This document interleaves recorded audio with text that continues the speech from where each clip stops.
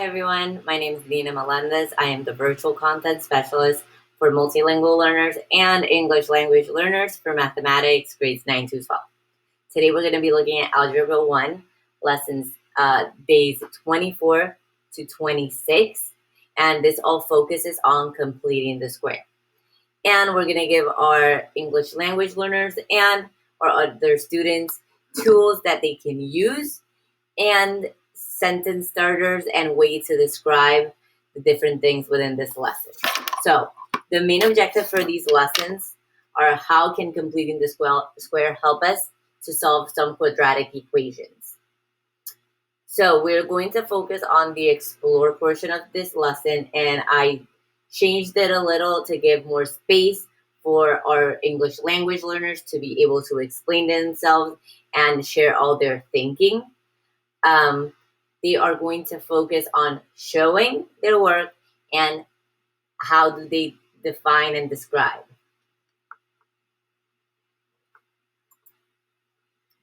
So, day 25.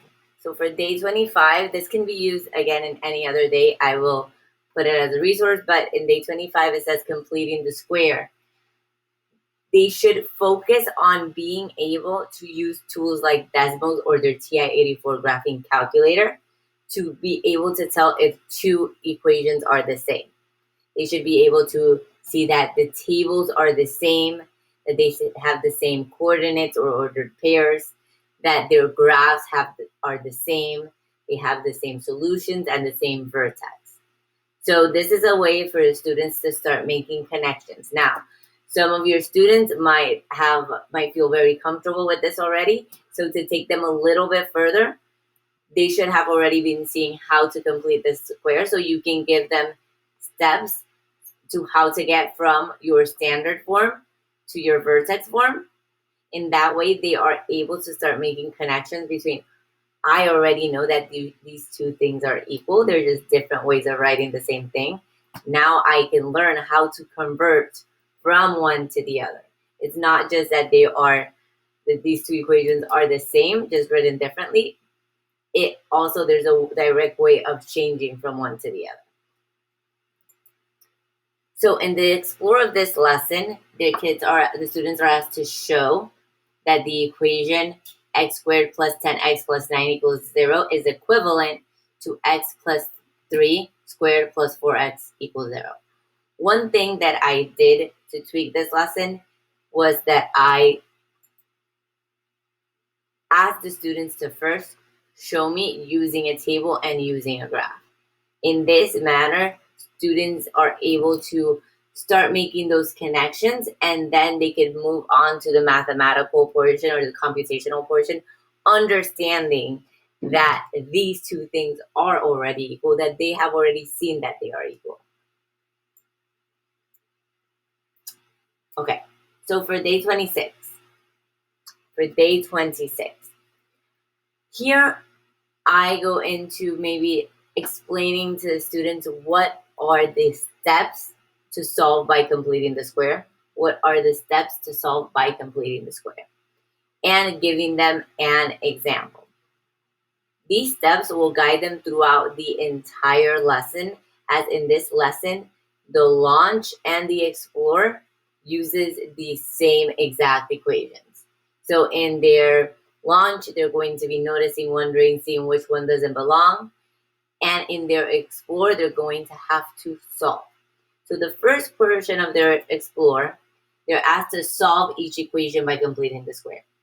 So if they have their steps written down, they have a good guide to at least start following these steps. And then once it becomes second nature, they get used to the steps, they don't need to look at them. This, though, will help our English language learners when they are asked to describe.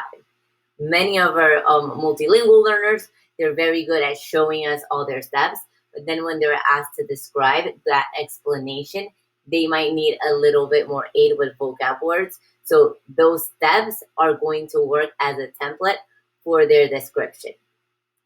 So it says they are going to solve, so they will have their answers, because they will have solved this, and then they're going to look at worked solutions, in the following slides that have errors, and they're going to have to describe the mistake.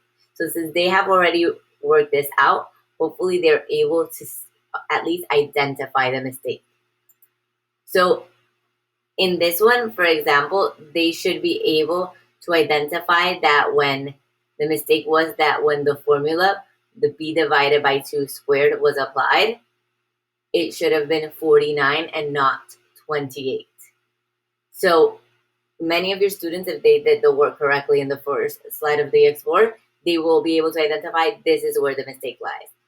But when asked to describe, this is where the steps, so find your b. So my b equals 14.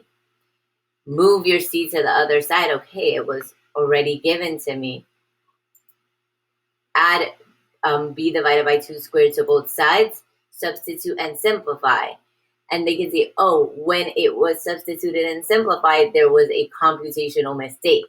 So they are able to see exactly in what step is the mistake and use the steps as sentence starters. Okay, so this is something that I would do with our multilingual learners, especially because they will be able to express themselves and feel very comfortable then sharing their work, as they have like this way of not only showing mathematically, but also expressing verbally or in written form what the mistake was and being able to work with their peers. I hope this has been helpful, and have a lovely day. Have a good day.